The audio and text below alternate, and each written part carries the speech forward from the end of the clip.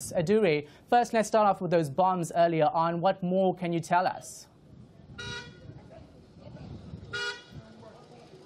That's right. We're told that that incident happened in Gombe. We're also told that there may be two casualties in that incident. Again, just the reality of the kind of insecurity that many feared would occur during this exercise. The suspect, Boko Haram, has always issued threats and made it known that it was displeased about the democratic process in Nigeria and vowed to interrupt it, and that is what we've seen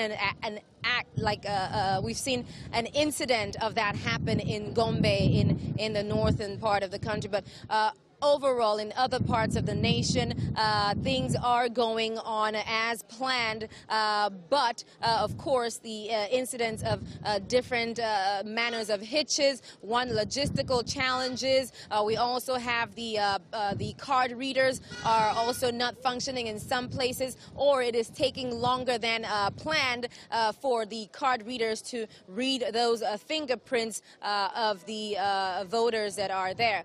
Again, these are some of the challenges that were expected, but the INEC officials did have a plan for voters to be able to get themselves accredited if in the case that they were not able to do so with their fingerprints and the electronic readers. Yeah, let's just go back to the bomb attacks earlier on. Both sides here, Buhari and President Goodluck Jonathan, signing an agreement to say that it will be a violent-free election. But that's almost impossible with Boko Haram there, isn't it? That's right. This is something that everyone had feared. It is something that had been echoed. Again, it is part of the reason that the election had been postponed for those 6 weeks to begin with. Recall that the nation is fighting an insurgency in the northeastern part of the country, and according to military sources, they did not receive the equipment needed to fight the insurgency on time, and they only received it just before the previous February 14 date of the election. Now that Gwoza, the last town that was once held in the captivity of the insurgents, has been recaptured. That happened on Friday. It is paved the way for some confidence that the election will go ahead with little hitches in the way of insurgent attacks. However, that has been shattered today with this attack now that we've seen in Gombe. Again, as I said before, it's a stark reality to what fears many Nigerians have, and it's something that they just have to go through today with the trepidation that they've always had about this exercise, and also the hope and faith that they've put in the Independent National Electoral Commission that today's exercise will go ahead and as planned. All right, let's talk about those Nigerians and those voters in particular. They're in line. Is voting actually underway at this moment? Well, we are here at the St. Gregory's Road polling units here. There are two polling units on this street, and I'm going to step away from the view here so you can see what's going on. We are just about seconds away from the beginning of voting here at the St. Gregory's Street polling units. There's one right here. As you can see, they have arranged the boxes. Right there you have the box for the president. That's where the voters are going to put their ballots for the president.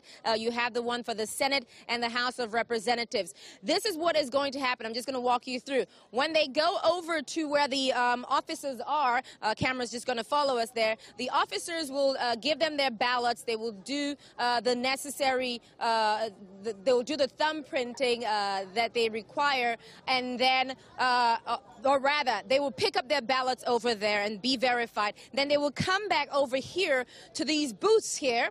Again, this is the ink right there. They're going to put their mark on their ballot papers. They will make their way back to these boxes and cast their ballot. This is where more than 56 million Nigerians who are eligible to participate in this election. This is where they'll be making their decision as to who is going to lead the country for the next 4 years. Are they going to go with the current president, Goodluck Jonathan, or are they going to say that they want new leadership? Again, this line is really long, as you can see, about a block down, and then you have the other one further down. They're ready and waiting. As you can see, they've been here since 6 a.m.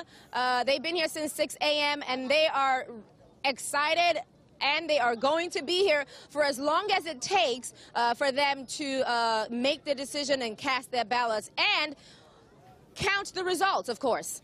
Yeah, great that you're standing there with them, Adaure. Now, what are they saying about, why this vote is so important for them? What change do they want to see happen in their country?